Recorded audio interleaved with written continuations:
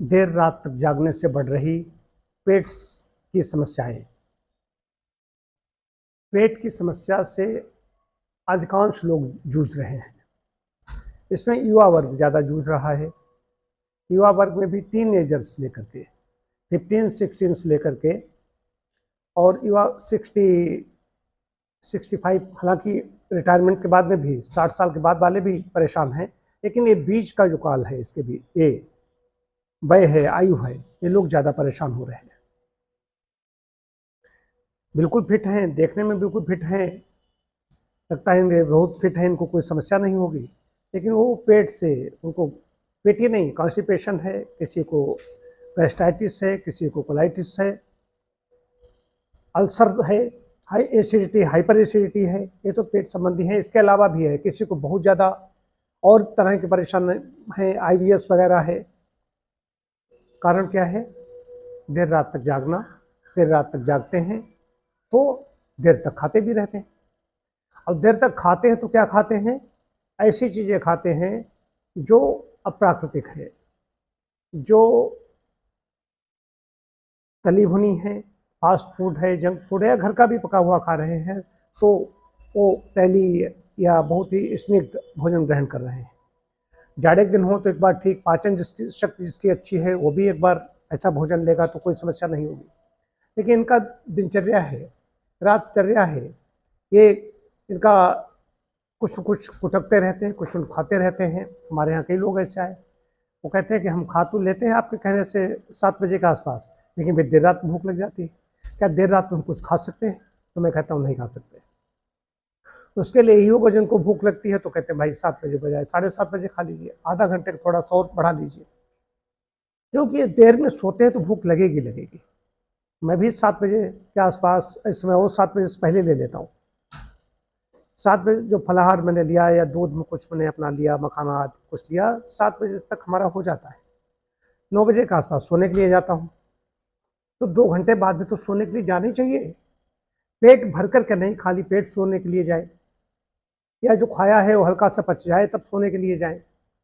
अब इनका क्या है, जिनकी पेट संबंधी समस्याएं आ रही हैं उनके पीछे कारणों को पाया, ये तो कारण को दूर कर दें तो कहीं जाने की आवश्यकता नहीं। वो जल्दी सोना शुरू कर दें, पहली चीज़ जल्दी उठना शुरू कर दें। देर से सोते हैं और देर से खा करके सोते हैं, सुबह फिर देर से उठते हैं तो कोई व्यायाम नहीं करते। जब देर हो जाती है तो चलता रहता है, या सोचते नहीं, उस ओर ध्यान ही नहीं जाता। बहुत लोग व्यायाम करते ही नहीं, जो दिनचर्या उनकी हो जाए, कहीं आना जाना, वही उनका व्यायाम होगा उसी में।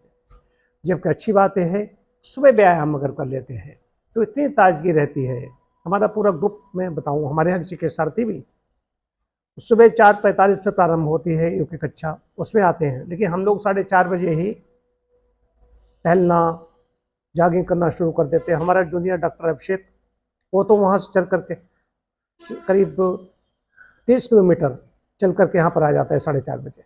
आज वो 4:23 पर ही आ गया, तो स्वास्थ्य उसका फिट रहेगा। अब लोग चाहते हैं कभी एक सज्जन आए, वो 1 हफ्ते से हमारे उपचार में 2 ही किलो वजन कम हुआ है, और वो उसका जैसा शरीर चाहते हैं, उसका जैसा शरीर में तब करना पड़ेगा, तपस्या करनी पड़ेगी। हम लोग समय से खाते हैं, समय से सोते हैं, समय से जागते हैं, नियमित व्यायाम करते हैं, तो अपनी जो बायो क्लॉक है उसका ध्यान रखते हैं। ऐसे बहुत लोग हैं, वो लोग ध्यान रखते हैं। कोई जिम में जा रहा है, कोई योग कर रहा है, कोई दौड़ रहा है, कोई साइकिलिंग कर रहा है, कोई, ये सब तरीके हैं व्यायाम के, कोई खेल खेल रहा है। लेकिन फिर भी मैं कह रहा हूँ कि आहार उनकी भी गड़बड़ी होती, वो भी कहीं कुछ बिस्किट खा रहे हैं, कुछ ऐसी चीज़ें खा रहे हैं। बाहर का खाए बिना किसी का काम ही नहीं चल रहा है। बाहर का खाएगा उसका स्वास्थ्य अच्छा नहीं होगा।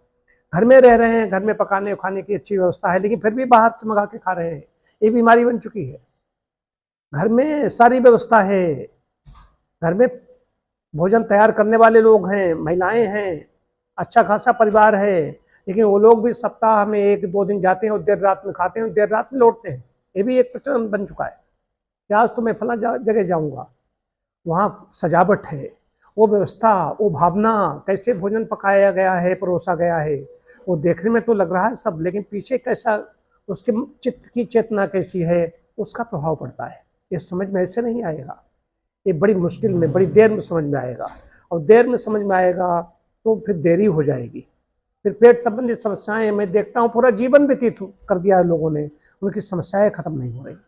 हमारे यहाँ बड़े बड़े प्राचार्य जो पीजी कॉलेज के, डिग्री कॉलेज के ऐसे ऐसे आए, उनका जीवन व्यतीत हो गया और पेट से भुगत रहे। क्या कारण है?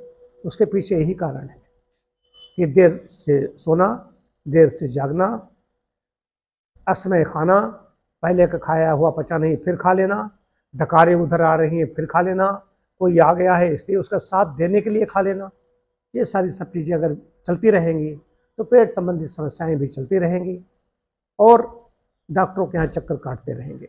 इसलिए कारणों को दूर कर दें, सीधी सी बात है। प्राकृतिक आहार लें, नियमित व्यायाम करें, जल्दी सोएं, जल्दी उठें, सुबह ऊषापान करें। अब ऊषापान उसके लिए स्वस्थ व्यक्ति के लिए है।